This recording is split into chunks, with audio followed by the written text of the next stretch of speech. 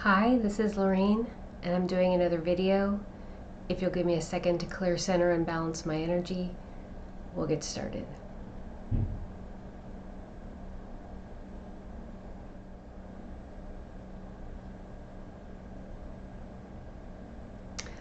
Okay, so I'm not sure if I marked where I left off last week, so let me look at this really quick.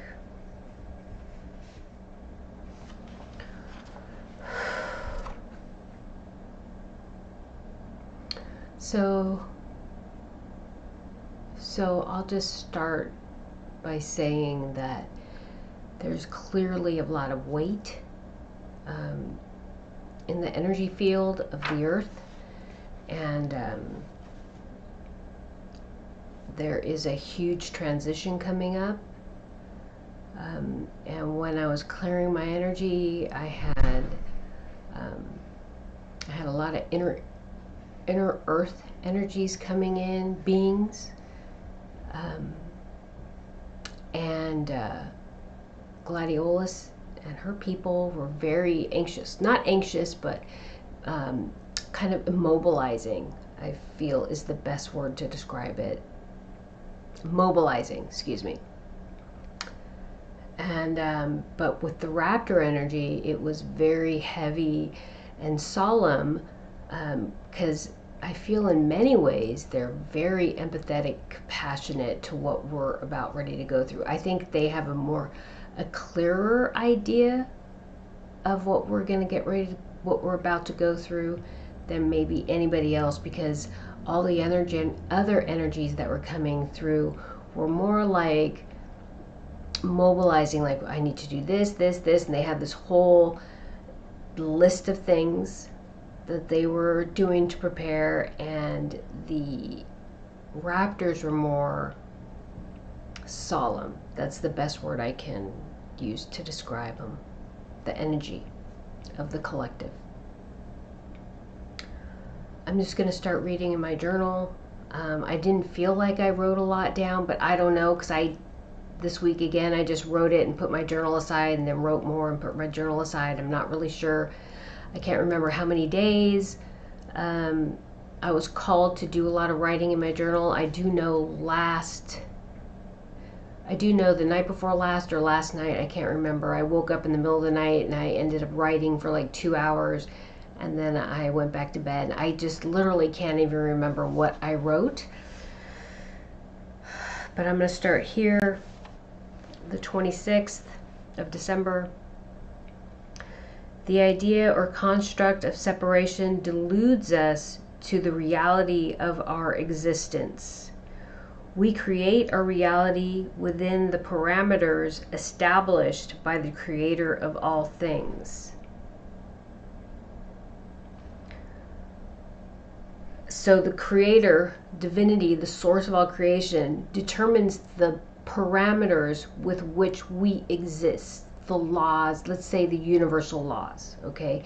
This source energy that is all things, and not only creates all things, but it is all things, determines the boundaries or the parameters by which this existence is manifested and exists. I don't know what another word I can use for that idea of existence, okay? When we use the term universal law, we see the word law associated with the earthly human vocabulary word law, okay?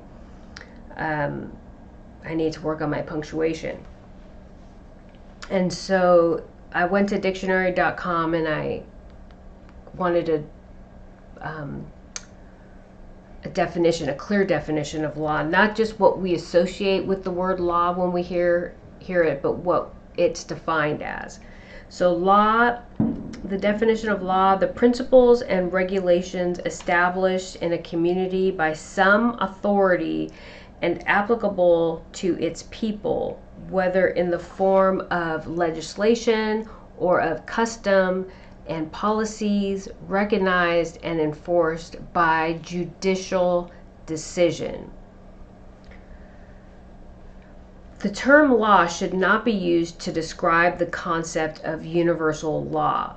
The same way judgment should not be used to explain or describe what humanity is going through or will go through, but they come closest from this place we are in to describing these truths, constructs, concepts.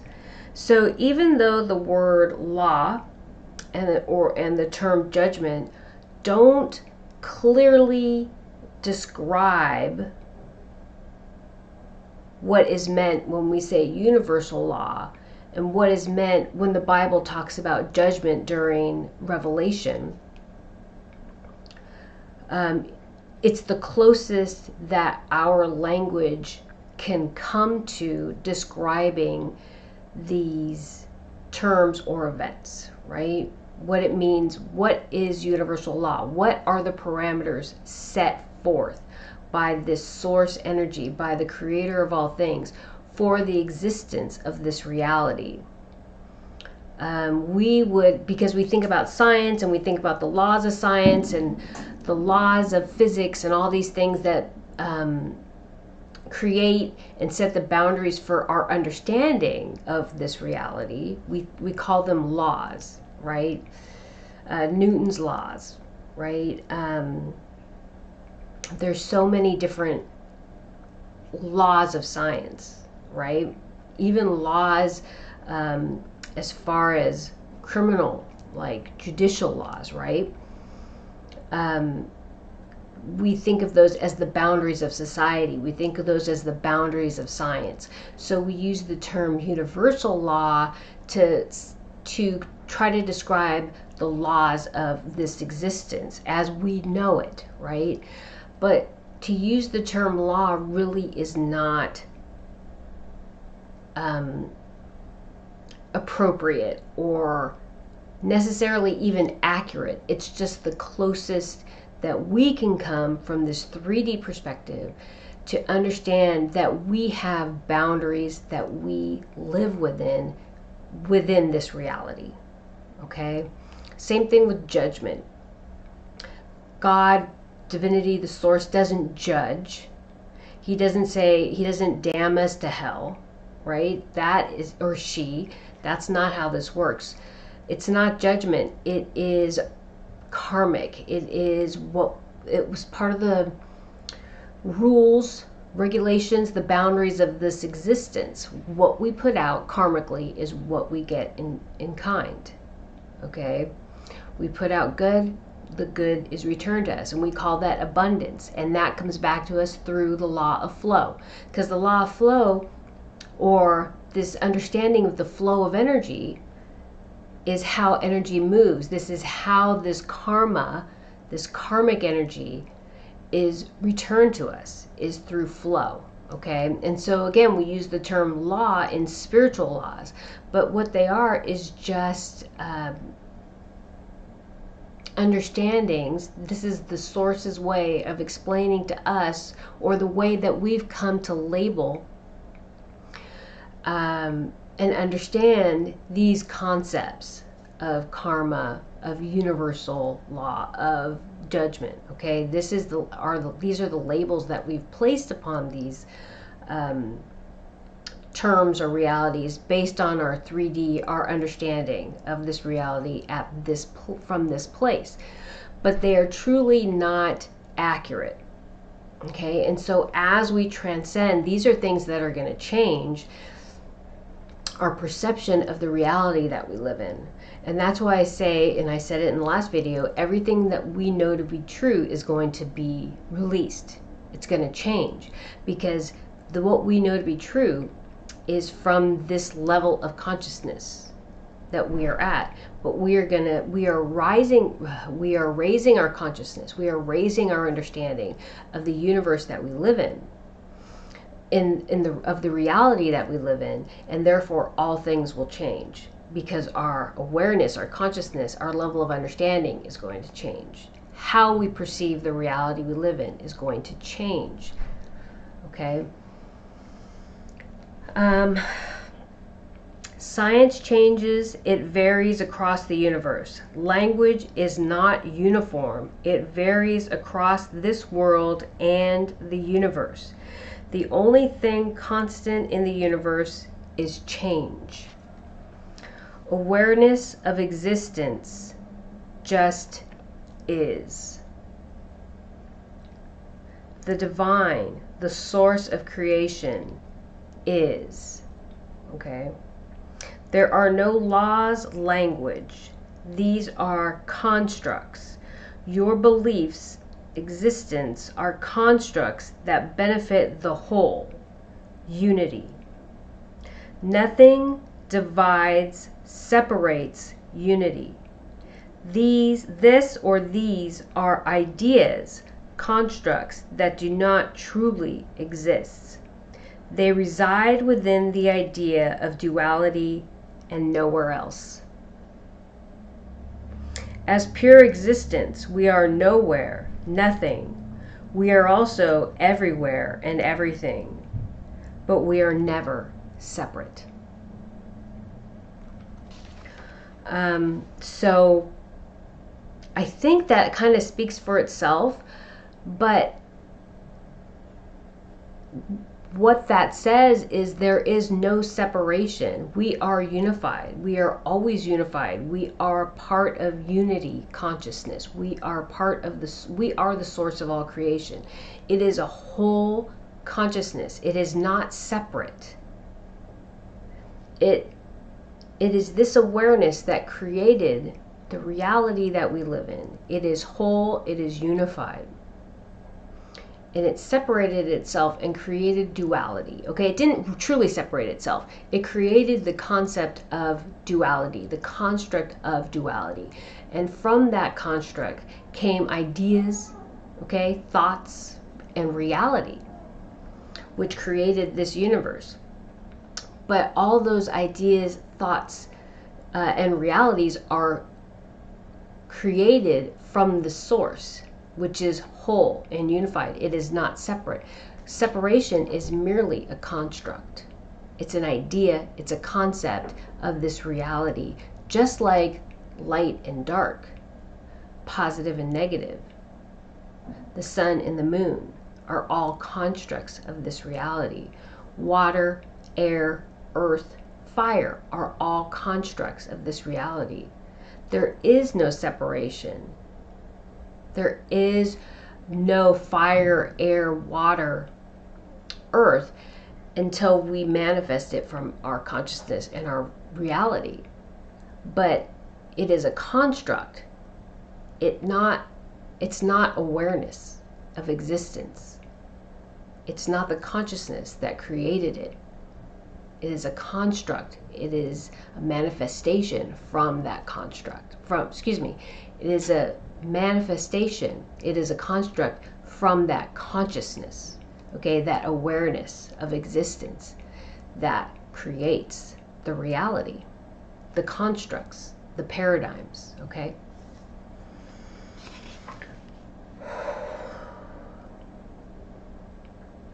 Okay. Okay, so December 28th,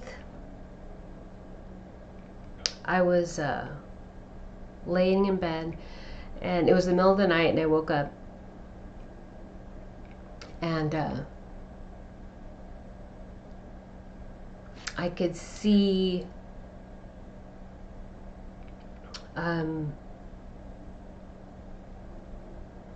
what looked like, hold on just a minute.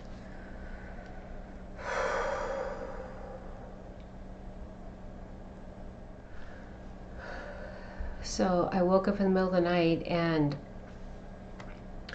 what I could see was this black energy force, this field, and it was shaped. It just looked like there was a black sheet over it, but really not a black sheet. What I thought of was, I don't know if anybody who's seen Snow White and the Huntsman, but the mirror wasn't a traditional mirror. It looked like a shroud, like a liquid metal. And I found this image online. And so I'll try to do a picture in picture. That was the best way I could describe it. But it was black on black. So it was a black background and this black type of like shroud. And it was down like this. It was down. I guess down is the best word I can use to describe it. And then all of a sudden I saw it come up. So the shroud was covered and I could see the folds in what I would call, if it was fabric, but it looked much more like the mirror in Snow White and the Huntsman. And I drew this picture right here to kind of when I was asleep, or when I woke up, or when I was up. And I actually have notes saying it was like the mirror in Snow White and the Huntsman, and I noted Chris Hemsworth, and who's Australian, and then also his brother Liam is Australian, and I was talking about obviously his brother's Australian also, but the Hunger Games. And so that just comes back to the synchronicities of Uluru. So I thought that was important to mention, because synchronicities are not, they're not coincidences. These are not coincidences. These are synchronicities, and they're messages for me, okay? And we all have them. So I encourage anybody or everybody to look at the synchronicities in your lives, because those are messages for you from the divine, from the source, from your guides, from your angels, however you want to look at it. So I have notes here: faceless, shapeless field, powerful. And so I'm going to stop there for a minute, because as I was engaging this energy, it spoke in a very deep voice, and it was very authoritative. And I was like, why are you talking like that? He goes, because that is how you people associate authority, is with the deep male masculine voice.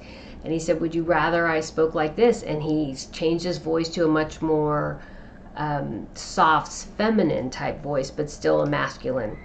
And I was like, and I just laughed. And then the energy, it spoke in a feminine voice, a female voice.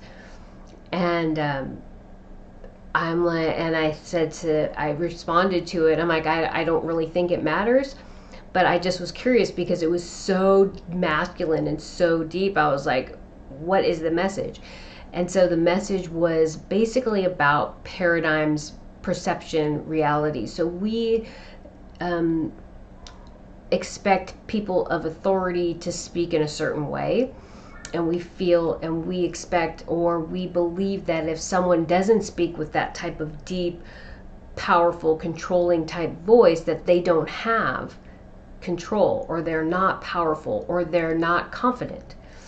And so we see a lot of women in the United States who are in authoritative or high-ranking positions, who have very masculine personas, because somewhere in our society we were taught that we need to speak that way to gain respect. And that is untrue, and those are part of the paradigms or beliefs that we've put in place subliminally, that we don't necessarily aren't necessarily consciously aware of, but that we live by. Okay, and we'll see that a lot in politics. Like, female politicians all speak like men, and they all power suit it like men, right? They always have to try to bring about this masculine, dominant, powerful energy from a feminine perspective, which I think is inauthentic, but that's the way our society has taught us to relate to people and to associate people with authority or power or control, or the ability to have certain roles, right? The ability to successfully step into a role and fulfill the commitments of that role. And that is definitely a perception, right? Because how many people have been voted into certain roles or positions and fail miserably? They have everything that says the look, the voice, the speeches that say, oh, I have what it takes to do this job, and then they get in there and they're really aren't successful. Okay, so this is a belief that is not necessarily true. And so that's why this voice, when this energy came in and started communicating with me, it was just using that voice of authority, and it was sending a message. And I'm talking about it here right now because I know that I don't judge people that way based on their voice. I don't judge people, but I respond, and I choose who is part of my life and who is I keep at a distance, and who I choose not to be around based on their actions. So that message, when it came in, I knew it wasn't for me, because that's my past. Those are perceptions of reality that are from way in my past. I don't carry that with me anymore. So I felt that it was necessary to share that. So the faceless, shapeless field, and it's very, very powerful. And then it picks me up and it eats me, but it really doesn't eat me because there's no mouth. It picks me up and it folds me into it. It places me within it. And I become part of this energy, but it's a field, and it's manifesting to me in this way. I'm part of the field. I am given control of the field. Only one is needed. Then I see stars in my consciousness, separate from the field. So the background, when this field, this energy came in first, it was a black background, and then the field represented itself. And so, again, even though it was black on black, I could discern the differences between the background and the field itself. The field, then I see the stars in my consciousness, separate from the field. Okay, so it's New Year's Eve, so there's a lot going on outside my window, so I'm expecting a lot of sirens and a lot of people talking outside my window, just so you know. So I'm going to repeat that again. The field is the force of thought that creates the stars. The field is not energy. It is nothing. It is everything. It does not have mass. It is awareness. It is the awareness of the creator of all things. It is that awareness that creates this reality, this universe as a whole. We as individuals can exact a force from our consciousness into our reality. The greater our connection to the divine and one another from balance, the greater the force on reality. Separation has very little force. Many individuals living from separation have very little force. Many individuals believing they are unified but living from separation have very little force. The divine knows your intentions, your actions, and your words. One cannot lie to or manipulate the divine. Okay, so there is a force being exacted onto Mother Earth.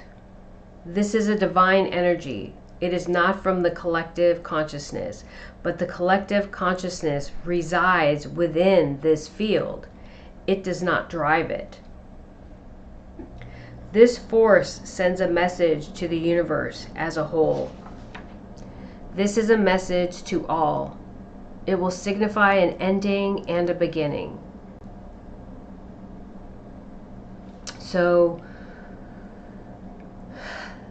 you can kind of see it, you can see it as this source energy the collective consciousness of Earth lives and resides within the source energy. It is not separate from that source energy.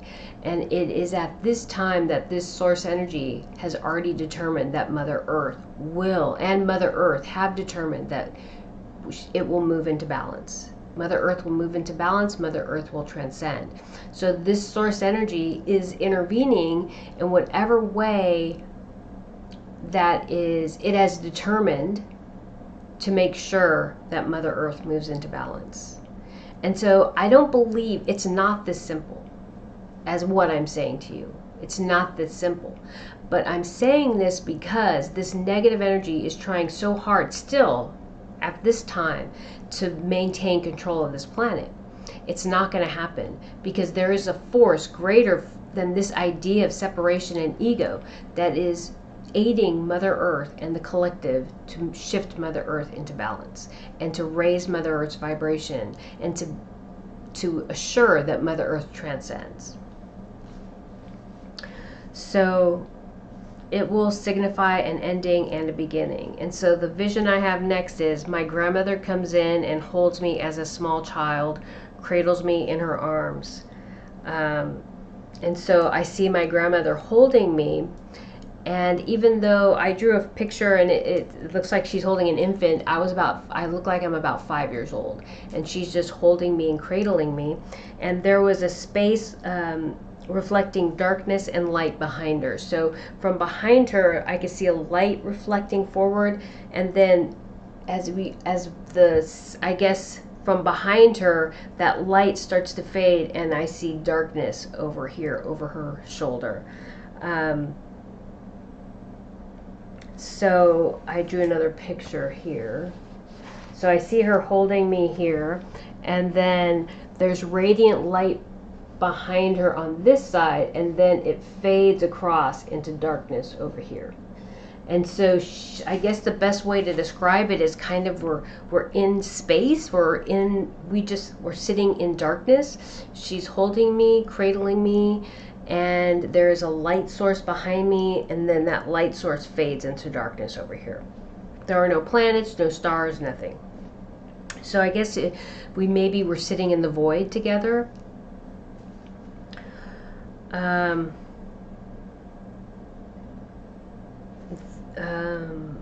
There is space reflecting darkness and light behind her.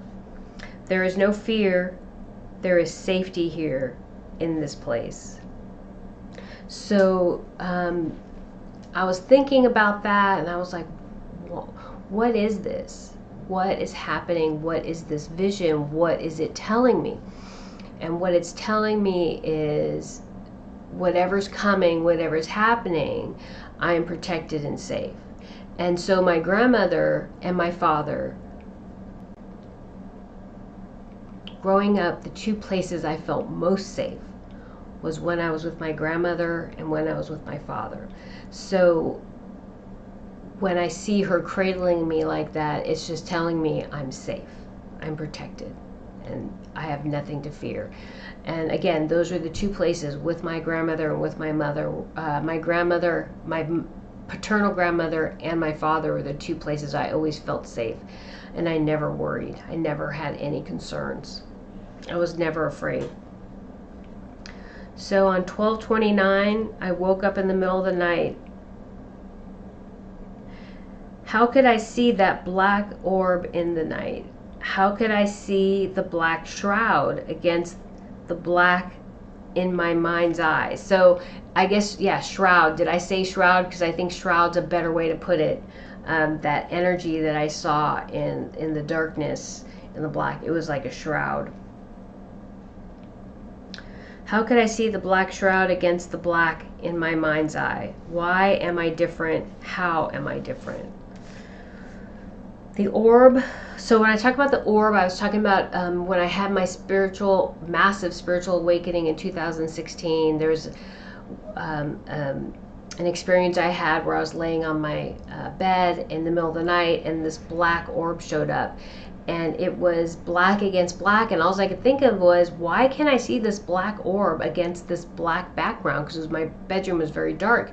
And then the orb cracked, and it had like a fissure down the middle of it that was a red orange in color, and it looked like the fault line. And I had shown the picture, the card, the fault line from an oracle deck I have. I think it was in a video a few weeks ago.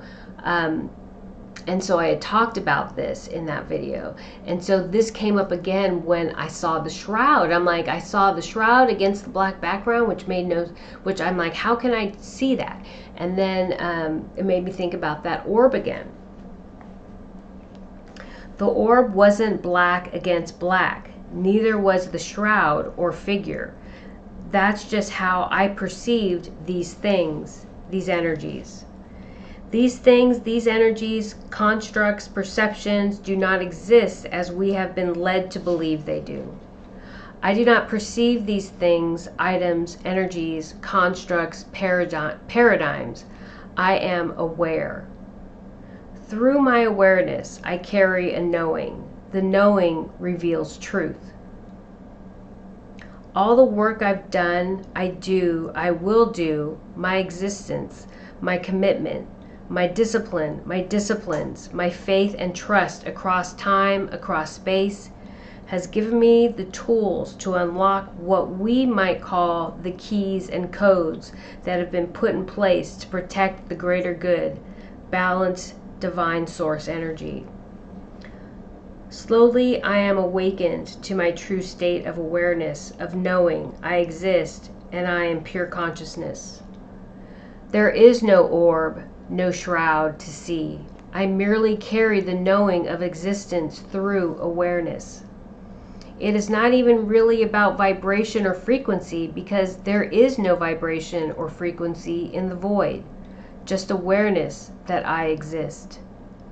All creation comes from the void and the awareness of existence.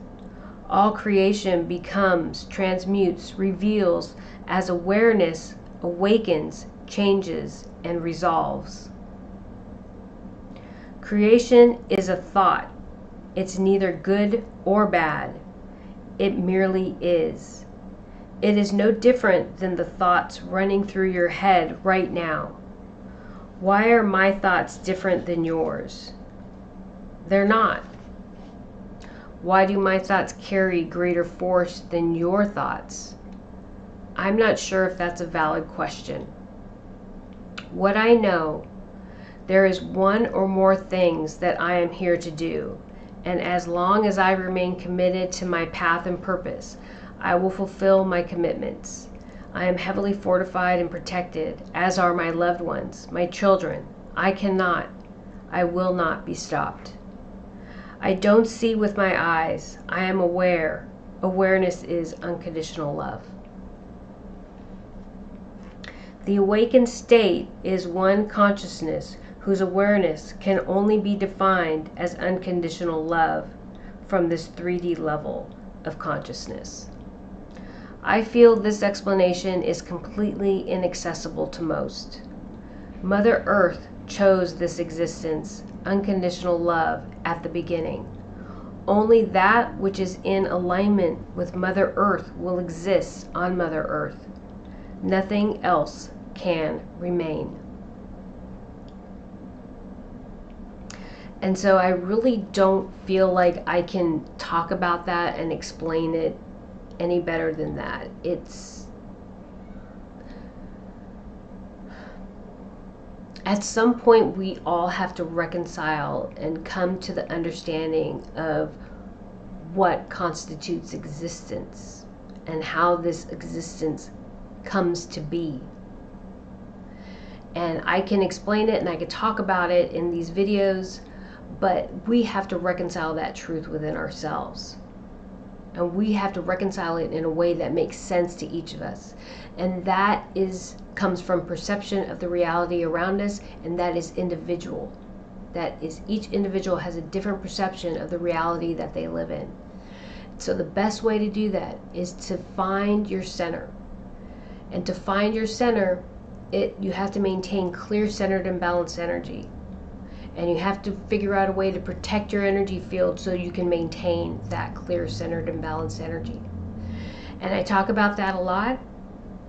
I've done videos about it where I touched on it. I teach classes about it. but and I give a foundation to start from. But that is merely a foundation. Everybody needs to find their way of how they maintain clear, centered, and balanced energy and how to protect their energy. And so the foundation that I provide is what I started with. And that's not even where I started. I took a class and I was taught how to bring the light in and channel information to get access information from your angels and guides, my angels and guides. But I, through that process, came up with my own way to clear, center, and balance my energy and protect my energy. And that is my foundation, and that's what I talk to people about. But even that foundation that I talk to people about has changed. Like where I am now, 7 years later, is not there. Although I do still go back to those tools and use them on occasion, that's not always my go-to. That's not my first place I always go. It just depends on the circumstance. And it has to be that. It has to depend on the circumstance. I use what my intuition tells me to use in that moment. And so that is what each person needs to do. They need to find a way to maintain clear, centered, and balanced energy and protect that energy so they can receive the information, receive the divine guidance that they need to help them start determining what this reality is to them and what they're supposed to do here on this world, in this universe, and what their path and purpose is. Okay? So I or anybody else can help someone else start to create a foundation, but it really is up to each individual to determine what's best for them to utilize, the tools best for them to utilize to help them maintain clear, centered, and balanced energy, how to protect their energy so they can access divine guidance and walk their path and purpose. Okay? And so, as I was, I think it might have been right after I had this information come in, I was thinking about the flame. End of the last video, I saw Father Sun putting a flame around planet Earth, like this big fire wall, I guess is the best way to put it. And Poseidon was within that wall, like he was,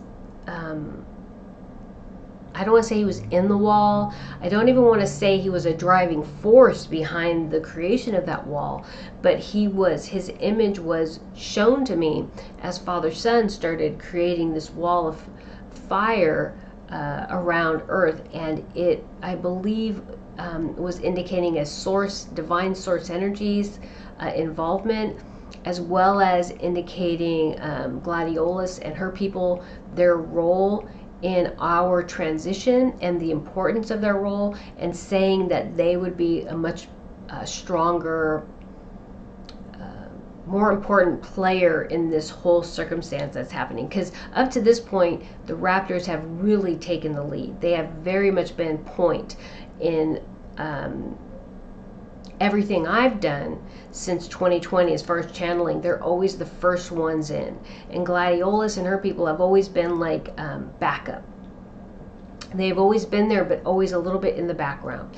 But now when I saw that Poseidon come in with that wall of fire, it was telling me that Gladiolus and her people are going to be moving more to the fore as far as their role in helping in this transition. And that wall of fire, what the information that came in about that wall of fire that was placed around Mother Earth was that it prevents those of a lower vibration from coming to Earth. So once Mother Earth transcends to the higher level of consciousness and awareness, only those at that higher level of consciousness can exist on Mother Earth. Okay? Those from the 3D will not have access to Mother Earth. And one of the things, when I watch the astrologers on YouTube, one of the things they talk about is we've been living from this place, our solar system, right? The moons, the planets, the sun in our solar system, out to Pluto. And our technology only allowed us to get out that far. But now we're at a place where we're going way out into much planets further out. And so it's increasing planets with 5,000, 10,000 year orbits, right? And we didn't have the technology to see those planets that far out. And I can't remember, it's called something, there's some belt, I can't remember what it's called, out that way. But as we become more aware, we become more universal beings, as opposed to just us here on Earth thinking that we're the only beings in the universe. As we come out into this concept of being part of a greater story, a greater community, we are starting to access this greater information, right? And so these are beings of higher level consciousness who have moved to this higher level of awareness and see an existence outside of their planet, just like we're moving out of this place of thinking it's only Earth, and seeing that there's something else going on in the universe outside of our planet, right? So other beings from this higher level of consciousness will be coming more into our field. Okay, and those still existing at a 3D level will be kept at that level, and they'll be moved to a world that is more isolated as they go through that 3D cycle again of duality and start to reconcile that truth. Okay, all right. The same way we are unable to access higher realms from our current state of consciousness, those living from 3D or lower levels of consciousness will no longer be able to access this world. And then the phoenix comes to mind. And Mother Earth rises from the ashes, cleansed and anew. Fire purifies. Aries. Air blows away the ashes, Aquarius. Water cleanses the earth. Mercury and Jupiter in Cancer. Mercury in Pisces, Jupiter in Cancer. Earth regenerates, germinates. Taurus in my north node. Venus in Taurus. And then I started going into my astrology chart, because what came in was fire, air, water, earth. And so I kind of went down into the rabbit hole of my astrological chart and started looking at all the elements, where they are in my chart, and how I affect Mother Earth and Mother Earth affects me. And when I saw the phoenix and I saw Mother Earth being cleansed by fire, and knowing, being an Aries and a fire sign, knowing that in some way I have a role in that. Of course, I always knew I had a role in it, but now I'm looking at it from a different perspective. So I started doing some deep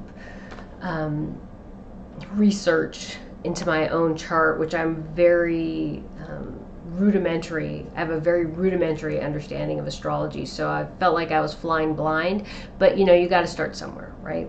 2016 was, I had to start somewhere, so I started with angel numbers and Joanne Walmsley's blogs, and now I'm here 7 years later in a different place. So here I am starting a new journey of astrology.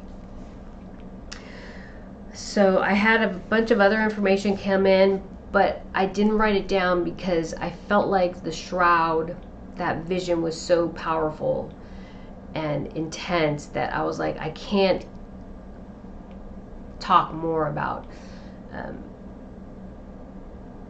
I can't share any more really intense visions, because that was just too much. That was a lot for me to palate. And because when that shroud folded me into it, brought me into it, it gave me access to its power. That was the deep, unsettling feeling. It was the power. I could feel what happened was it brought me into it, and then this wave of water just kind of came out. The shroud kind of looked like the shoreline, as the water from the ocean comes onto the shore and just floods it, and then it retreats, the ebb and flow. But this was just one flow of energy, of water, coming straight out, very powerful, and I was given access to that. And it was unsettling, and the first thing that came to mind was no one person should have this amount of power. And I'm not sure if I should share the communication after that.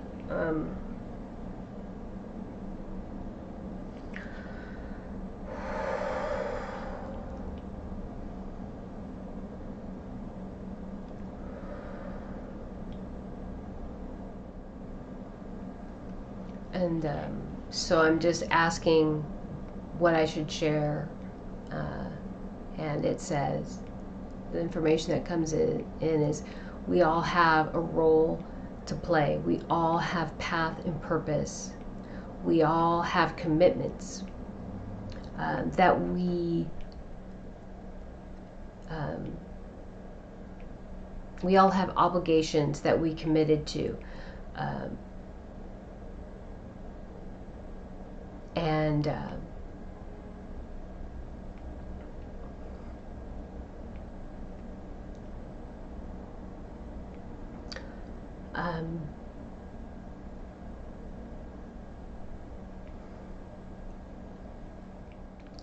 some energies have proven over lifetimes, through space and time, that they will always do the right thing, and they will always do what's asked of them. And those energies are afforded privileges.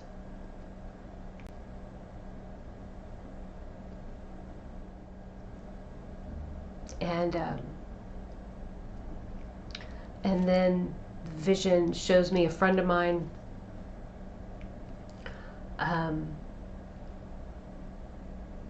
who always does the right thing, always does what's asked of him.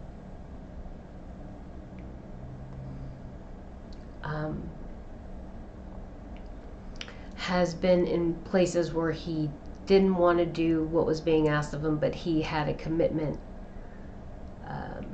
to the military. I'll just say that. But now he's in a different place where he has the freedom that he wants, and so with that freedom, always will make the right choice, always will do the right thing, even if it upsets other people. And so this source energy is showing me that, because it's important for me to know that there are other people who potentially have the same privilege.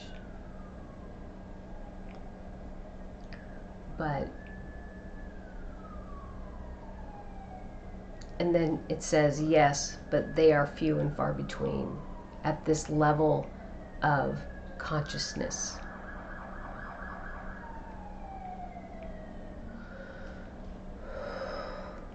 Okay.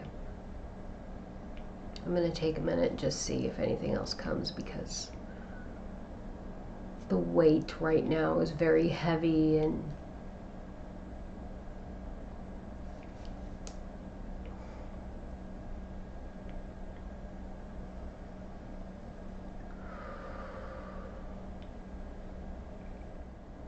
so I see the shroud, and it brings I want to say its arm, even though it's not an arm, around. So the shroud comes around Mother Earth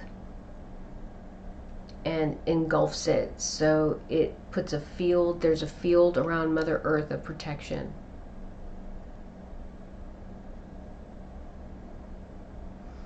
And I think in the last video I talked about cocooning Mother Earth.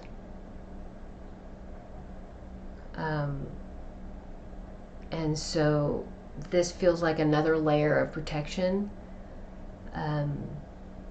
another necessary part of her transition. But as that shroud comes around her, there's like a really bright light inside. So even though the shroud is covering her, and it's black, but I can see the light within her, and it's like really very bright, like a sun. And I see something's happening, and Merlin is there with her, and he is helping her through whatever this phase of her transcendence is, of her change. He is present, and he's there with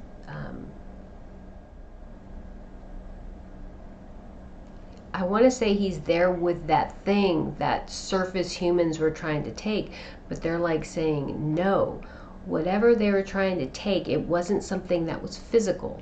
It wasn't a physical thing, because he's there energetically bringing it. He's bringing this thing energetically to Mother Earth to help her.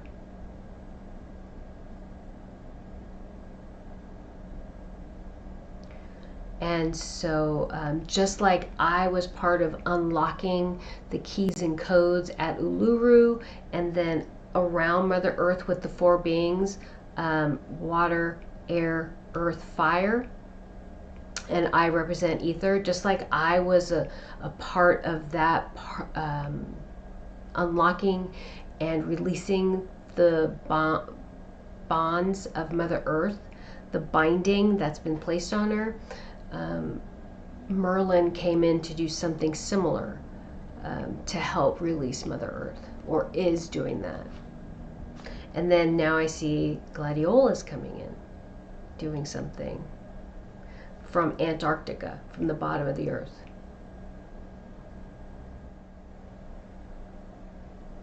Something's going to happen. I see all these angels around the planet and ready to receive. And so I'm just going to bless the earth.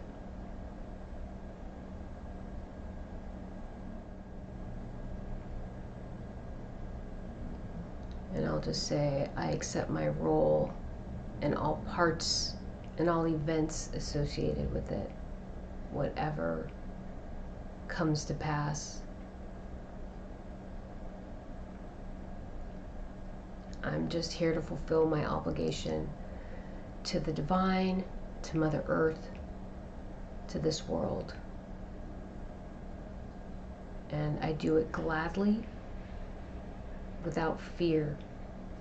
I do it confidently in my faith and trust in the divine, Mother Earth, and the goodness of the universe, the benevolence of the universe, the unconditional love that the Source provides to all of us.